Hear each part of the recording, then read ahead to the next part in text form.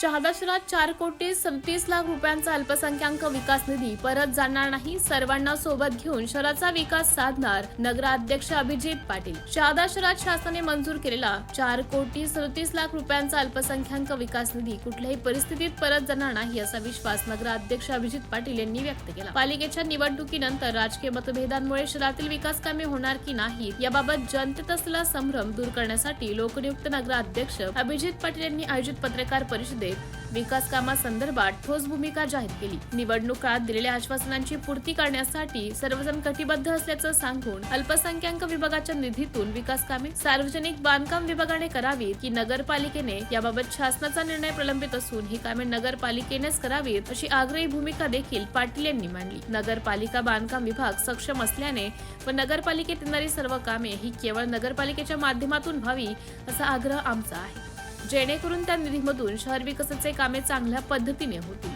निधी परत जाणार नाही याबद्दल शहरवासियांनी निश्चित राहावे. शहरासाठी मूलभूत समस्या म्हणजे भूमिगत गटारी, डास निर्मूलन, घनकचरा व्यवस्थापन आदी प्रश्न सोडवण्यासाठी देखील त्यांनी सकारात्मक असल्याचं सांगितलं.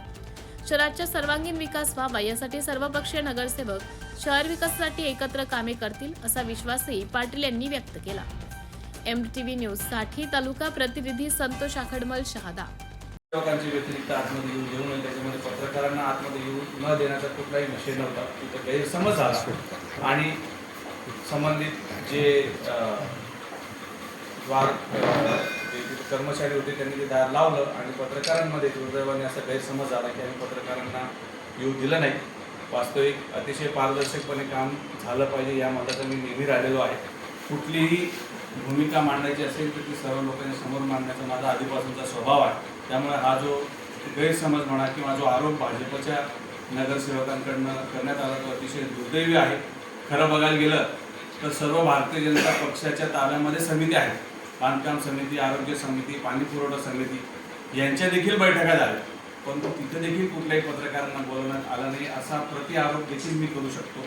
परंतु तसं मला करायचं नाही.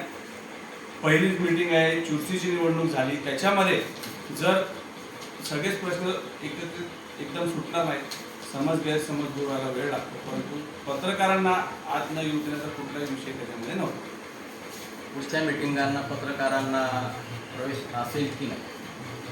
निश्चितपणाने दोन वेगवेगळ्या भूमिका याच्यामध्ये घेता येऊ शकतात. एक तर पत्रकारांना जी ब्रीफिंग मीटिंगच्या नंतर करायची असते, सहसा अनेक नगरपालिकांमध्ये ही पद्धत आहे. नंदुरबार नगरपालिका असेल किंवा तळोदा किंवा इतर परिसरातले जेवढे नगरपालिका आहेत, त्याचं कारण आहे की पत्रकारांच्या बाबतीमध्ये देखील गैरसमज होऊ शकतात. वेगवेगळ्या इलेक्ट्रॉनिक प्रिंट मीडियाचे बरेच वेळा पत्रकार असतात, गैरसमज होतात. काही पत्रकारांकडे जर पास नसेल किंवा पत्रकारांच्या नावाखाली इतर लोक एंट्री करत असतील तर देखील गैरसमज होतो.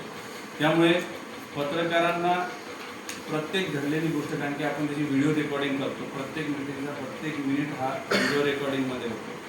तर पत्रकारांना प्रत्यक्ष मीटिंगमध्ये बोलवायचं की नंतर ब्रीफिंग करायची हा आम्ही सर्वांना समन्वयाने विचार करून आपण त्यामध्ये घेणार आहोत. पत्रकारांना न येऊ देणं हा आमच्यासाठी विषय नाही. सगळे पारदर्शकपणे प्रक्रिया पार पाडली पाहिजे आणि पत्रकारितेच्या माध्यमातूनच ती पार पडते असं माझं मत आहे. त्यामुळे कुठलाही विषय लपवण्याचा किंवा पत्रकारांना न येऊ देण्याचा